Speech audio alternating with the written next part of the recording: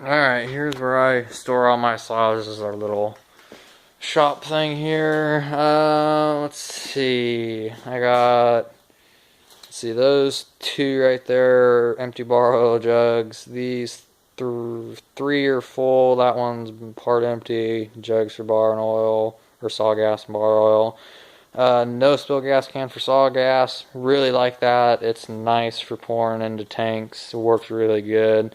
2.5 gallons what I mix mine. Let's see. That is a... What the heck kind of gas can is that? They were logging up on our place and they left this so I confiscated it. It's like a mini piggy gas can. It's just a double 1.5 gallons of saw gas, half gallon of bar oil. If you fill them up both, they'll run out at the same time. I changed the spouts. I had the safety spouts. I put the old style spouts on them. That box there is a 32 that's bent. That's my 28 right there. That's a 20 that I run just for fun. Let's see, there's my adapter, 7/2 sprocket. This 20-inch bar has a chain on it. This is my other spare 20-inch chain here.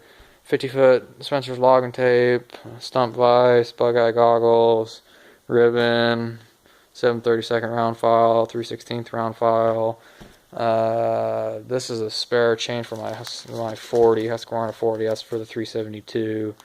My 20-inch chains, or 20-inch bars, are 3/8 pitch, 50 gauge.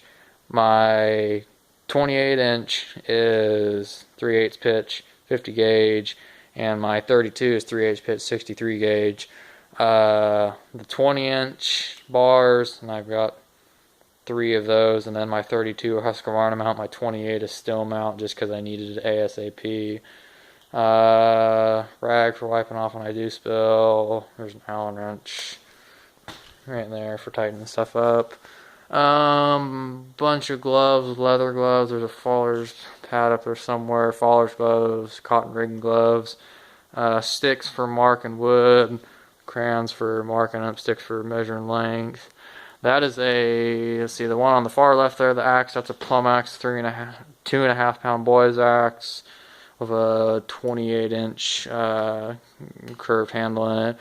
That is a 3.5 pound Faller's axe. That's really never been used. I sharpened it. It had a 36-inch handle. I cut it down to 28 and made it a straight. That's a firefighting axe. I don't know what the specs are. I just made that up for the heck of it. Put a 36-inch handle because I didn't have a 28 for it. That is my dad's old Faller's axe. Probably a 3.5 pound, 28-inch handle. Log Riot Picaroon. My splitting axe, Fiskars X25, 4 pound, splitting maul. Or splitting axe. Let's see. This is my main Faller's fallen axe right there, the one on the left. It is a old, it was my dad's and I got it from him. It's a 4 pound head with 28-inch handle in it that I taped up and painted orange so I can see it. And then I just actually made this one on the right last night. That is a brand new Collins. The handle's old in it. Collins 2.5 pound boy's axe that I sharpened and took all the old paint off the head and just sanded the handle and stained the handle and got it oiled up good and painted the head orange so I can see it in the woods. And then we got 455 right here first, 372 second, Homelight Super 2 third, and Husqvarna 40 fourth. I got a scabbard, different size scabbards on my saws. I like them because when I carry my 3-wheeler box, it doesn't tear my box all up with the tip. Let's see, the 455 I bought last year, so 2014. That 372 it was rebuilt probably probably 5 years ago. No, about 4 years ago is when it was rebuilt. It's an XP non-X torque. That saw could be upwards of 10 years old. Some of the parts on it, it's built from a bunch of different parts. That Super 2 is probably It's probably 20 years old. That 40 is about the same age as my three-wheeler, probably somewhere around 30 years old. Let's see. You got an 18-inch bar on the 455 with the bigger dogs on it. The 32s on the 372 with the OEM Husqvarna dogs, and then a set of used handlebars, 4 apps. I got an 18 on the Super 2, which it pulls actually really well, and then I got a 20 on the 40, which it pulls. The only saws I can change bars out on are the 372 I bought. I thought since the 455 was 3/8 pitch 50 gauge, I thought I could put my 20-inch bar on that, and I can't. It's the wrong size mount, which my 18's fine. I like that real well. But that's all where I keep all my saws, and then you can see from my shop tour, that's where I do all my mechanic and all. I keep these up in my house, and then over in another shed I just keep my grinder and have a vise, and that's where I do my square chisel filing and round chisel filing. There are a couple of wedges there and I was doing a little thinning job that I had to use a couple wedges on. Set of chaps, WorkSafe chaps. I don't know, I bought those when I bought my 455. They're a year and a half old. Choker there for doing some different things, mostly with tractor. And then there's a strap behind that I used for a while. 2 different shackles here. Let's see. My wood hauling trailer. Still, the first one here is a Stihl FS81. That's old, probably 20 years old. Home light, trim light curve shaft, which is, I don't know, probably 15 years old.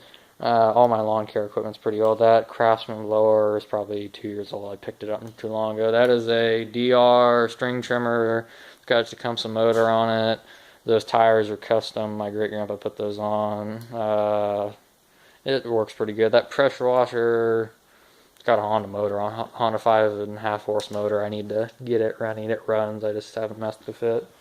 Gas cans. That's a mini bike. It's a homemade thing. It's got, I don't know what size motor on it. It's homemade. It runs. Needs a new spark plug. There's some broke off bolts in the engine. I got to get those out to put the cover back on, and then I got to get an O-ring for the carburetor, and then I need to re-weld my exhaust. That's my brother's, but I kind of write it too. My air compressor, little one, 100 psi. It's okay. It works good. Some tools, parts and tools for the mini bike.